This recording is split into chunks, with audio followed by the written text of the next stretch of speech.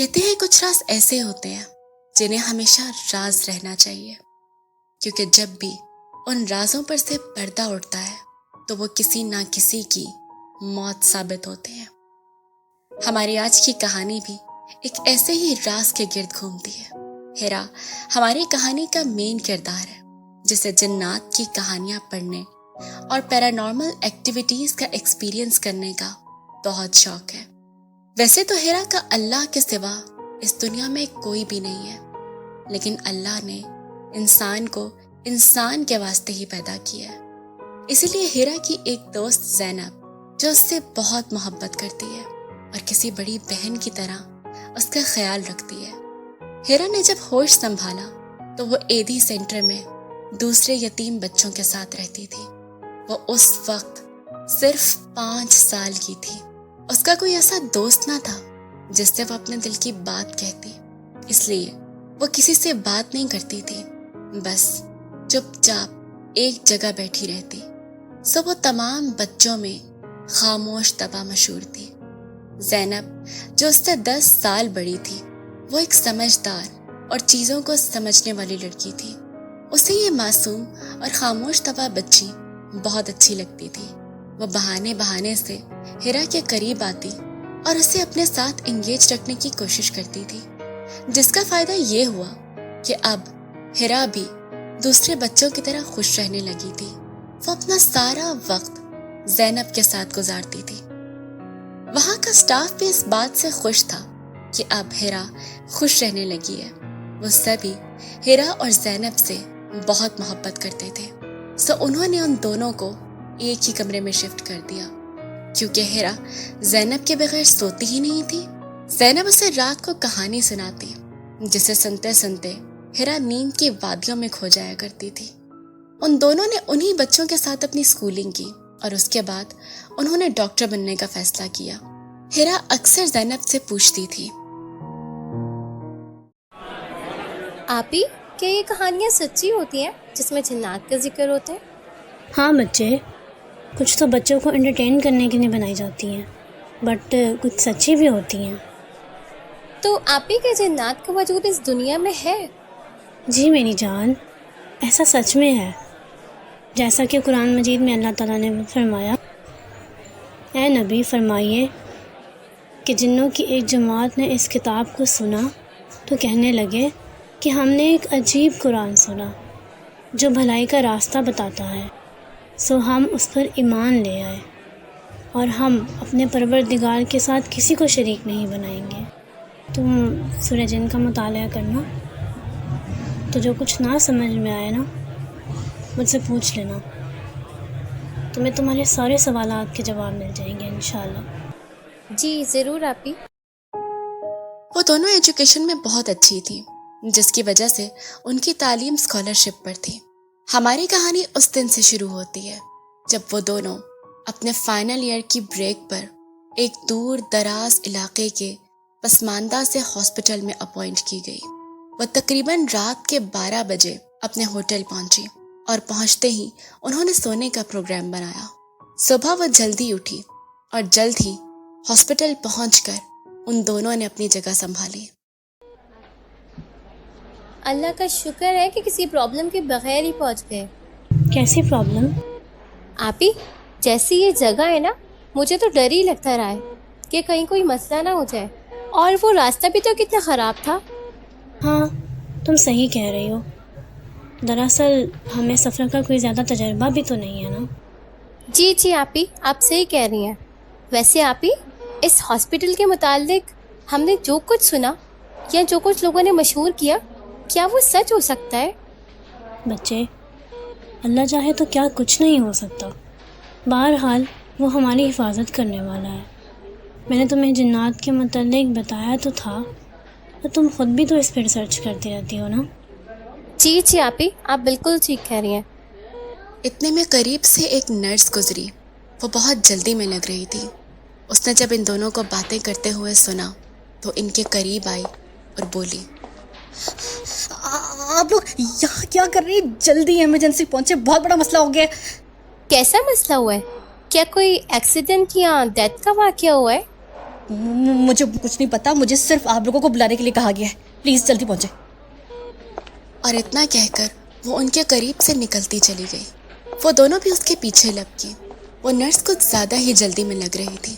تبھی کچھ دیر چلنے کے بعد وہ ان سے بہت آگے نکل گئی تھی اور ایک موڑ پر ٹرن ہوتے ہی وہ ان کی نظروں سے غائب ہو گئی.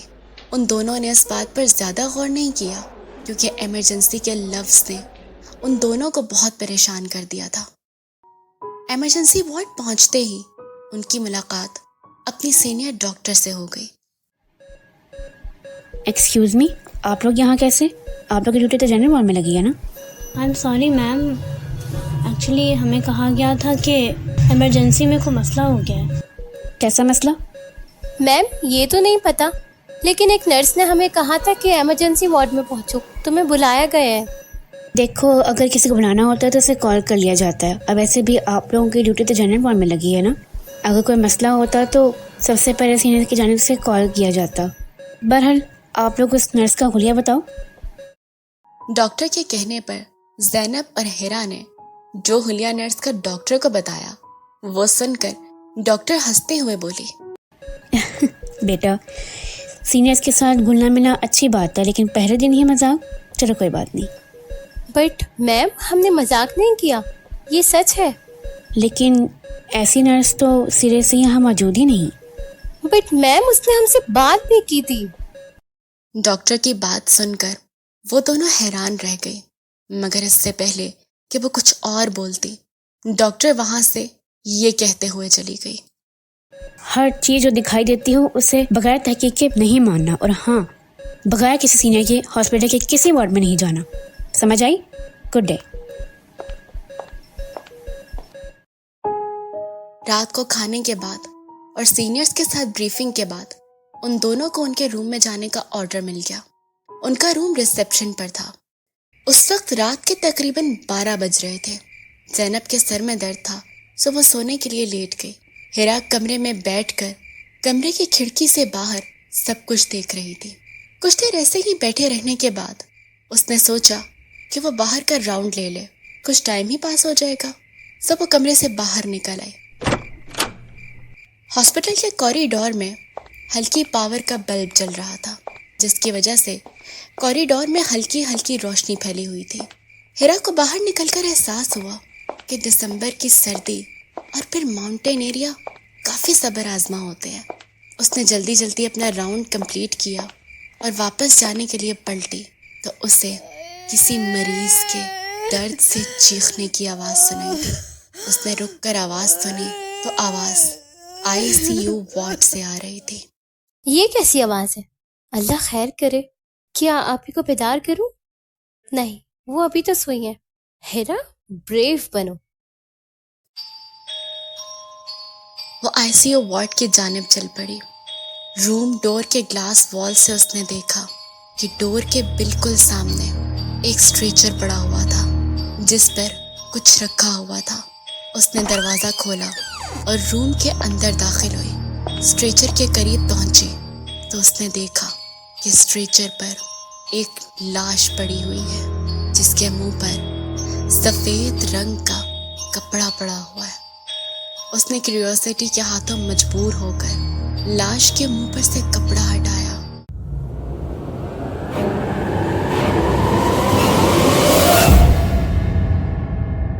And can you imagine friends, وہ لاش کس کی تھی؟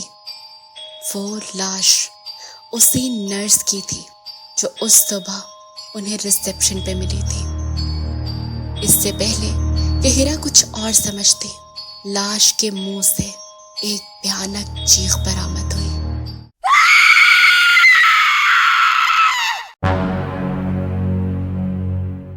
جسے سن کر پہلے تو ہیرا سن رہ گئی اور پھر تیزی سے باہر کی طرف بھاگی. باہر نکلتے ہی اسے خیال آیا کہ وہ وارڈ کا دروازہ تو بند کرنا بھول گئی, اور جب اس نے پلٹ کے دیکھا تو وہ حیران رہ گئی کیونکہ ICU وارڈ کا دروازہ بالکل پہلے کی طرح بند تھا. اس میں وہاں مزید کھڑے ہونے کی ہمت نہ تھی سو وہ اپنے روم کی طرف بھاگی لیکن اس نے ابھی آدھا رستہ ہی طے کیا تھا کہ اس نے خود کو جنرل وارڈ کے اندر پایا۔ اس سے پہلے کہ وہ واپس مڑتی، اس نے دیکھا کہ وارڈ کی ایک کھڑکی کھلی ہوئی ہے۔ وہ اس کھڑکی کے قریب پہنچی کہ اسے بند کر سکے۔ اس نے کھڑکی سے باہر دیکھنے کے لیے سر باہر نکالا ہی تھا کہ اسے محسوس ہوا کہ کوئی گلے سے پکڑ کر اسے باہر کی جانب کھینچ رہا ہے، اور ساتھ ہی اسے ایک آواز سنائی دی جیسے دو کارز آپس میں ٹکرائی ہوں، اور کسی لڑکی کی دردناک اور بھیانک چیخوں کی آواز اس کے کانوں میں پڑی ہو۔ اس سے پہلے کہ اس کے گلے سے کوئی چیخ برآمد ہوتی، وہ بوجھ اس پر سے ہٹ گیا اور کسی نے اسے تیزی سے اندر کی جانب کھینچ لیا۔ اس نے پلٹ کر دیکھا تو وہ وہی سینئر ڈاکٹر تھی جو اس روز صبح انہیں ملی تھی، اور اس کے چہرے پر غصہ تھا۔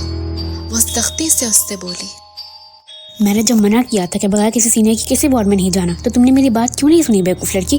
واپس جاؤ، جتنی جلدی ہو سکے اپنے روم میں پہنچو۔ بٹ میم وہاں آئی سی یو میں۔ اس کو چھوڑو، جتنا کہا ہے اس پر عمل کرو۔ ہیرا جلدی جلدی اپنے روم میں پہنچی۔ تب تک زینب جاگ چکی تھی۔ اس نے ہیرا سے پوچھا، کیا ہوا ڈیئر؟ تمہارا چہرہ کیوں اتنا خوفزدہ لگ رہا ہے؟ آپی وہ ہیرا سے کچھ بولا نہیں جا رہا تھا، تو زینب نے اسے پانی پلایا اور کہا، اب بتاؤ کیا ہوا ہے؟ تمہارا چہرہ اتنا اترا ہوا کیوں لگ رہا ہے؟ ہیرا نے تمام انسیڈنٹ زینب کو بتایا تو وہ سب سن کر زینب سوچ میں پڑ گئی۔ میری جان، ہو سکتا ہے کہ تمہیں وہم ہوا ہو، بلاش کسی اور کی ہو۔ نہیں آپی مجھے فہم نہیں ہوا، وہ سچ ہے۔ اس نے تو چیخ بھی ماری تھی، آپ نے نہیں سنی کیا؟ نہیں، میں نے تو نہیں سنی۔ اچھا چلو دیکھتے ہیں۔ زینب اور ہیرا پھر سے اسی روم کی جانب چل پڑے۔ وہاں پہنچ کر انہوں نے دھیان سے ادھر ادھر دیکھا، مبادا یہاں کوئی ہے تو نہیں۔ پوری تسلی کر لینے کے بعد زینب دروازہ کھول کر اندر داخل ہوئی۔ ہیرا بھی اس کے پیچھے اندر آئی۔ زینب نے اسٹریچر کی جانب دیکھا اور پھر اشارہ کرتے ہوئے کہا، یہاں تو کچھ نہیں ہے بچے۔ لیکن آپی وہ بھی یہی تھی۔ ابھی اس نے اتنا ہی کہا تھا کہ روم کا پردہ ہلنے کی آواز سن کر وہ دونوں ڈر گئی، اور جب انہوں نے پلٹ کر دیکھا تو اس کفن پوش نرس کو دیکھ کر ان دونوں کے رہے سہے اوسان بھی خطا ہو گئے۔ نرس کی آنکھوں سے شعلے نکل رہے تھے اور شکل انتہائی خوفناک لگ رہی تھی۔ اس کے ہاتھ میں ایک وزنی تلوار پکڑ رکھی تھی۔ زینب نے ہیرا کا ہاتھ پکڑا اور اسے اپنے پیچھے کر لیا کہ دیکھ کر نرس خوفناک آواز میں ہنستے ہوئے بولی،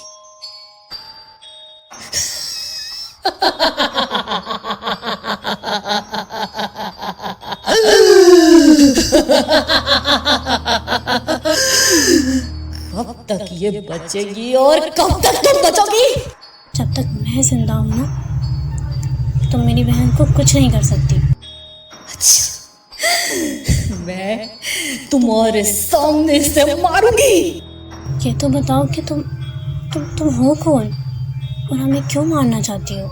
کیونکہ میری موت بھی انہیں ڈاکٹرز کے ہاتھ ہوئی تھی، تو تم لوگ کیسے زندہ رہ سکتی ہو؟ یہ کہہ کر نرس نے زینب پر وار کیا، لیکن زینب کو ہیرا نے ایک طرف کھینچ لیا۔ نرس نے ایک زوردار چیخ ماری اور پھر سے زینب پر وار کیا۔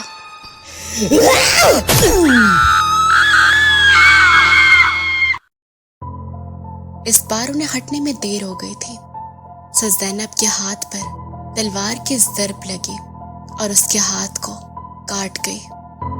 زینب کے منہ سے ایک چیخ برآمد ہوئی، جسے دیکھ کر ہیرا بھی چیخ اٹھی، لیکن زینب ایک باہمت لڑکی تھی، سو اس نے نرس کی آنکھوں میں آنکھیں ڈالی اور آیت الکرسی کا ورد اونچی اونچی آواز میں شروع کر دیا، جس کی برکت سے नर्स चीख उठी। उसको आग लग चुकी थी और कुछ ही देर में वो नर्स जलकर राख हो गई। मगर दोस्तों, ये आवाज़ें सिर्फ कमरे तक महदूद रही। एक डॉक्टर उस वक्त उस रूम के पास से गुजरा था, मगर उसे ये आवाज़ सुनाई ना दी।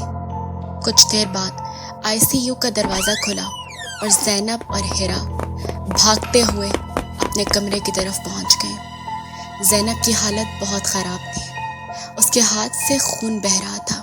हिरा ने जल्द ही उसके हाथ पर पट्टी करके इंजेक्शन लगाया और उसके हाथ को सुन्न कर दिया। अब वो वहाँ मज़ीद रुकना नहीं चाहती थी, तो वो बग़ैर किसी को बताए हॉस्पिटल से निकल गई और एक रात अपने होटल में रुककर अगली सुबह अपने शहर रवाना हो गई। आज वो दोनों अपना एक क्लिनिक चलाती हैं और हिरा ने ज़ैनब की उस कुर्बानी पर जो उसने उस रोज़ हिरा के लिए दी थी, उस क्लिनिक का नाम ज़ैनब के नाम पर रख दिया। दरअसल वो नर्स भी उस हॉस्पिटल की एक मरीज़ा थी जो एक एक्सीडेंट के नतीजे में वहाँ लाई गई थी, मगर ठीक देखभाल ना होने की वजह से वो अपनी जान से हाथ धो बैठी और मरते वक्त उसने ये कसम खाई थी कि वो इस अस्पताल को बर्बाद करके छोड़ेगी। मगर लिसनर्स, अल्लाह के कलाम में जितनी ताकत है तो कोई मखलूक क्यों कर उसका मुकाबला कर पाएगी।